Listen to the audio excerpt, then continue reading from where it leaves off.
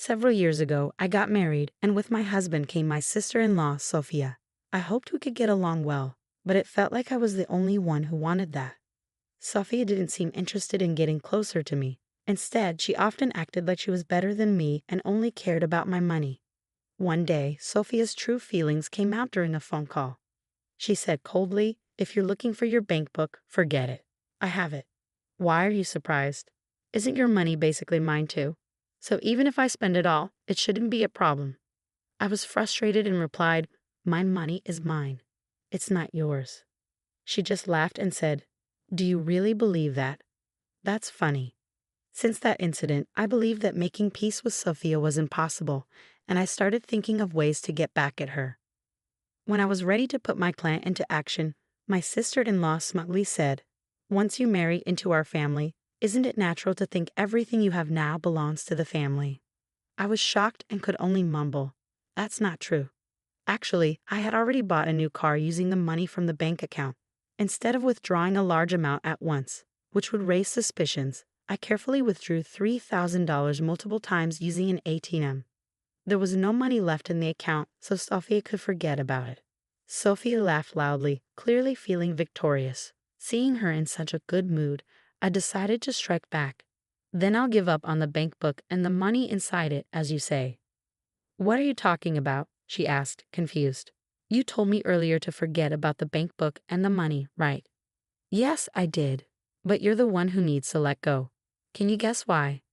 "Isn't it obvious? The bank book is in your name. Have you checked whose name is on it?"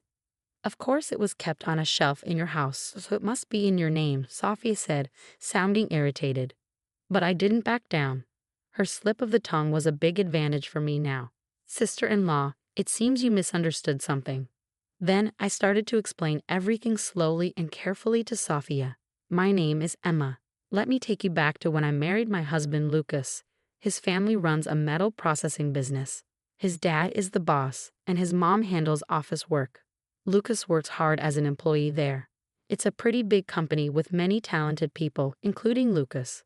I really want to support his family's business, but in the midst of all this, I noticed my mother-in-law looking exhausted. I started to wonder if the office workload was overwhelming her. So I decided to ask her directly about her health and how things were going at work. "Mom, are you okay? You seem tired." "Thank you for asking. Actually, 2 of our office staff recently quit, so I've been handling most of the work by myself," she replied. "Wow, that sounds really tough, managing everything alone," I exclaimed, surprised by the workload. As my mother-in-law explained in detail, I learned that the 2 staff members had left because they got married, and finding new people to hire was proving difficult. There also wasn't a clear plan for hiring new staff. So I decided to offer a suggestion. "I have experience in administrative work. If there's any way I can help, even a little bit, I'd be happy to support." My mother-in-law's face lit up. "That would be incredibly helpful. And don't worry, we'll make sure to compensate you fairly. Thank you so much in advance."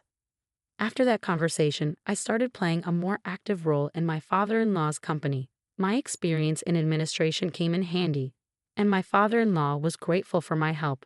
My husband, Lucas, was always looking out for me. He made sure I wasn't feeling too stressed balancing work and household chores. "You only have to help until we hire a new clerk. I don't want you to overwork yourself," Lucas said one day. "Thank you, Lucas. But I get along well with your mom, and compared to my previous job, the environment here is much better. So I don't plan on quitting anytime soon," I replied. Lucas respected my decision. Then, one day, my mother-in-law suddenly exclaimed, "Oh, I completely forgot to go to the post office." "That's worrying. Would you like me to go for you?" I offered kindly, and a smile brightened her face. "No need, Emma. I was planning to do some shopping anyway, so I'll go," she said, rushing off. In the short time she was gone, it felt almost planned when my sister-in-law showed up at the office. "Hey, Emma, long time no see." Sophia's voice sounded friendly. "Sophia, did you need something?" "Actually, I was just passing by and thought I'd say hi," Sophia said with a sweet smile. "I've heard rumors that she's currently working in a restaurant since she doesn't have a full-time job. But I didn't know the details about her current situation. As I was considering asking Sophia about it, she suddenly turned to me. "Emma, I'm curious. Are you getting paid for working here? Yes, I do get paid for the administrative work I do, but it's not a lot.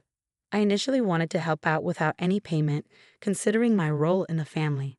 However, my father-in-law suggested that officially hiring me and paying a salary would be better for tax and management reasons, so I went along with it. But the salary I receive is just the minimum for someone new in an admin role, so it's not much. I wasn't sure how much Sophia knew about my salary, but from her attitude, it seemed like she was expecting something. In that case, could you share some of it with me? Sophia asked. Surprised, I asked, do you mean borrow money? That's not what I meant. I want you to give me part of your salary, Sophia demanded. Give you part of my salary? I don't understand. Why would I do that? I replied, trying to understand her intentions. Don't make me repeat myself. Just give it to me now, Sophia insisted, her expression turning serious as she approached me. Then she noticed a small safe on the table. It's in there, isn't it?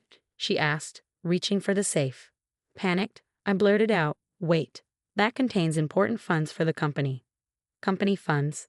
But this is our father's company, right? So technically, that money belongs to him. There shouldn't be a problem with me borrowing some of it, Sophia argued back. But that wasn't the point. I tried to stop her, but Sophia was determined. In the end, she forced open the safe and took out some bills. I'll be taking this, she said. Give it back. How will I explain this to everyone? I pleaded. That's your problem. You'll figure it out. Goodbye, Sophia said, whistling as she left. I stood there in shock, watching her go. I wasn't sure how much she took, but it didn't seem like a lot. I needed to check what was left. I looked at the ledger and then checked the safe. I was short $170. Sophia had taken two $50 bills and three $10 bills. My heart raced as I checked my wallet, but there were only a few $5 bills. This isn't nearly enough. What do I do? I felt frustrated and desperate. I thought about telling my mother-in-law the truth, but I hesitated because of the potential backlash from Sophia. Fear of revenge stopped me from confessing. With no solutions in sight, my mother-in-law returned from shopping. I'm back, Emma. You look upset. Is everything all right? She asked, showing concern for me. Mother-in-law, there's something I need to tell you. I started preparing myself to reveal what happened. You don't need to apologize. Sophia has caused trouble before. Dealing with her has been tough. I'm sorry she put you through this. I'd appreciate it if the money Sophia took could be deducted from my salary, I said. Don't worry about it. I'll handle it as her mother, but I have a small request for you. She asked me to record Sophia's voice next time she came to the office. The method was simple. Use a smartphone or digital recorder to capture the atmosphere and conversation. But why do we need to record her? I asked. Sophia is an adult now. I believe she needs to face proper consequences for what she did. My mother-in-law said. Indeed, that's true. But to make sure she doesn't repeat her mistakes, we need to show her the significance and impact of her actions. I agreed. After our conversation, I decided to always wear a voice recorder. A week later, while my mother-in-law was out, Sophia showed up at the office again. Hey, how's it going, Emma? She greeted me. Why are you here again? I asked nervously, discreetly starting the voice recorder. I'm a bit short on cash right now, so I thought I'd borrow some from you, she said. I'm definitely not lending you any money, I replied firmly. Why? You lent it to me before, didn't you? Sophia argued. That was you taking it without permission, I reminded her. But you managed to cover for it later, didn't you? She countered. I couldn't admit that I had informed my mother-in-law about what happened. If I did, Sophia would likely leave immediately, and I wouldn't be able to gather the evidence my mother-in-law requested. Thinking carefully about my response, I said, You found a way to fix the situation, didn't you? Can you lend me some money today? That's not possible, I replied firmly. You married into this family, right? As a daughter-in-law, can you go against your in-laws' wishes? Sophie's argument surprised me with its irrationality. Enough with the excuses. Give me the key to the safe. Sophia slammed the desk in anger. Just then, I heard my mother-in-law's footsteps approaching from outside. What are you doing, Sophia? My mother-in-law's voice startled Sophia. Oh, Mom. You haven't found a proper job, and now you're asking for money from your sister-in-law. Aren't you even a bit ashamed? Well. What exactly are you thinking, Sophia?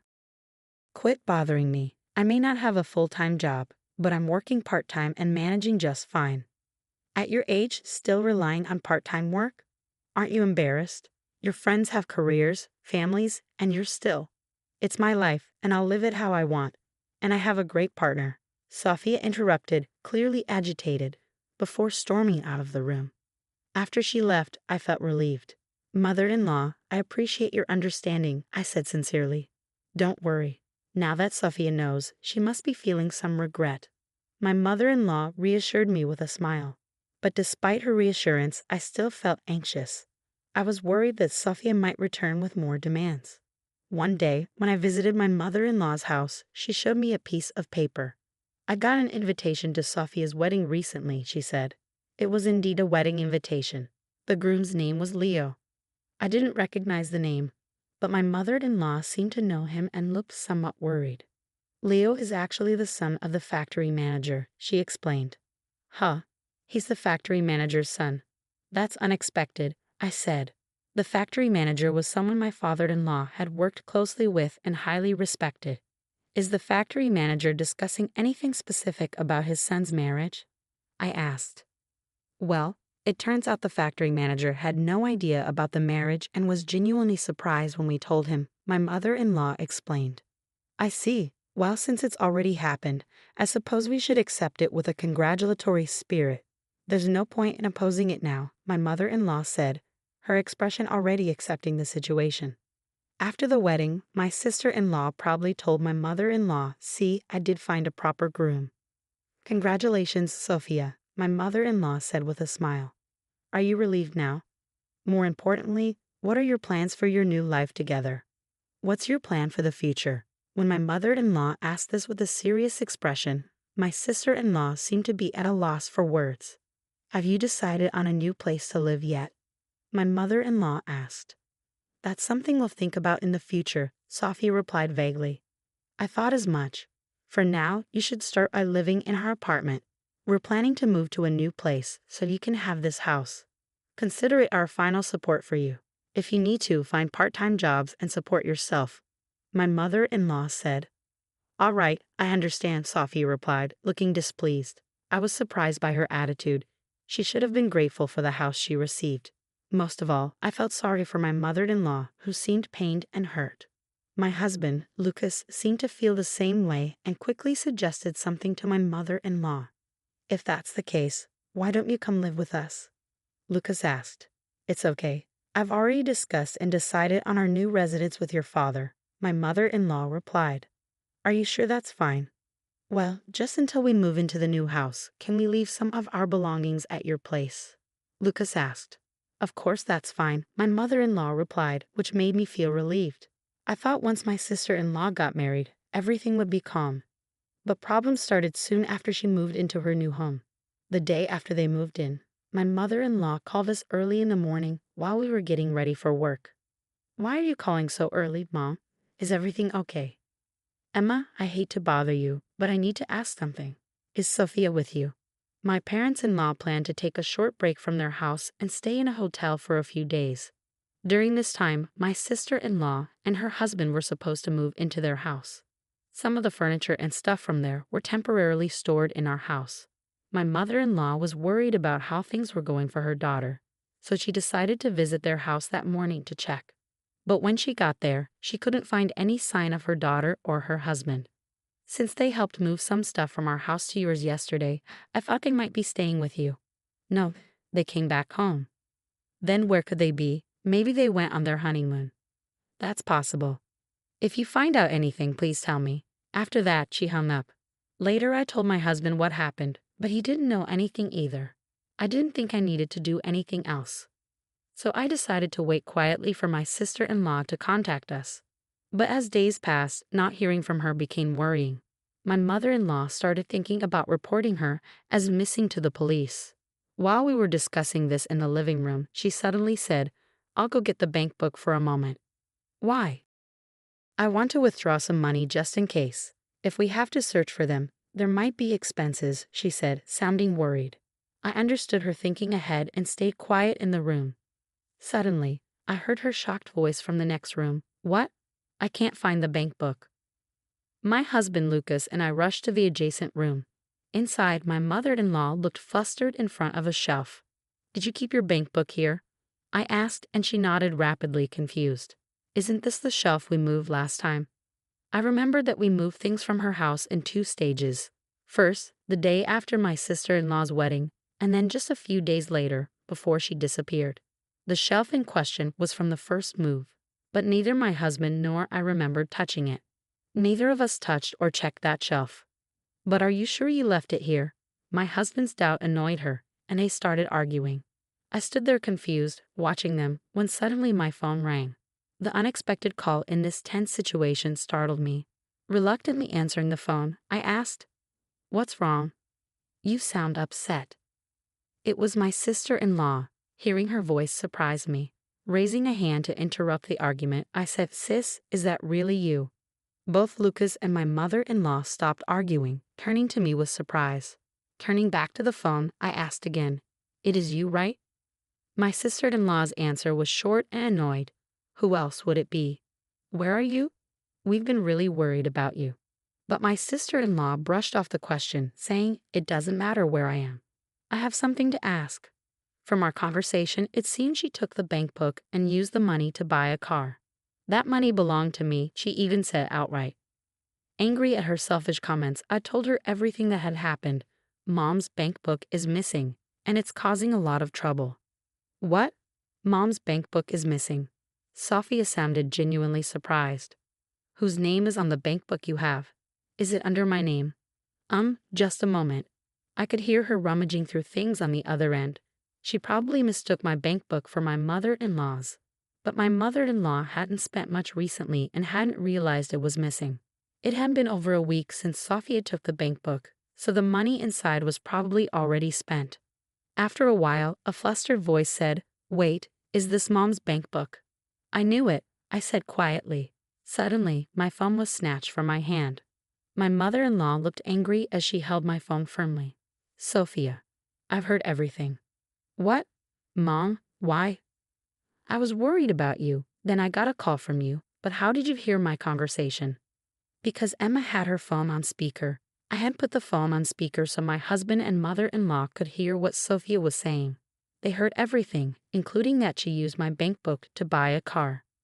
"What were you thinking? That's so irresponsible." My mother-in-law's voice filled the room. Sophia apologized, sounding regretful. "I'm really sorry. Using company funds without permission and taking someone's bank book. I messed up. Please forgive me. I'll be more careful from now on."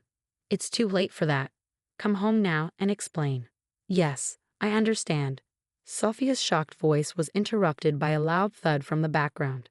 "Hey, Sophia, are you okay?" my mother-in-law asked, but there was no reply. After a moment, Sophia's frantic voice came back. "Help me at the convenience store parking lot." Then the call ended suddenly. We could guess what happened.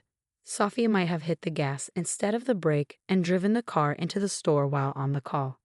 Soon after, the police reported that Sophia's car crashed into the store. Both Sophia and her husband were in the car. Luckily, they weren't seriously hurt, but the aftermath was messy. It turned out Sophia didn't have car insurance, so they had to pay for all the repairs themselves. My in-laws were furious. They went to get Sophia right away. Sophia's husband's parents were also angry, especially his father, who manages a factory. He scolded Sophia harshly, saying, "Just because you're part of this family now, do you think everything should be handed to you?" Those were the same words Sophia used with me. Just telling my mother-in-law wasn't the end of my plan. I made sure Sophia's father-in-law, the manager, heard a recording of the conversation too. With Sophia's own words on record, she couldn't deny anything. The manager was even tougher on them. He ordered Sophia and her husband, "Since you're broke, you'll work for me and hand over your earnings." After that, they had no choice but to work at the factory under strict supervision. It was the best option financially. My in-laws kept a close eye on them, both at work and at home. They worked all day and lived under scrutiny afterward. Feeling overwhelmed, Sophia eventually approached me at the factory, crying, asking for help. "I'll do anything. Please forgive me." "Anything? Then work sincerely and pay back what you took from us." Seeing Sophia so desperate, breaking down in front of me, was unexpected. Her state showed how worn out she was mentally. It's a moment I won't forget. Part of me thought, you deserve this, but seeing her like that, I felt a twinge of sympathy, but she brought it on herself. Changing the subject, my life took a big turn shortly after. I decided to quit my job. I heard they were hiring new staff, and I found out I was pregnant. I want to focus on my new life with my baby and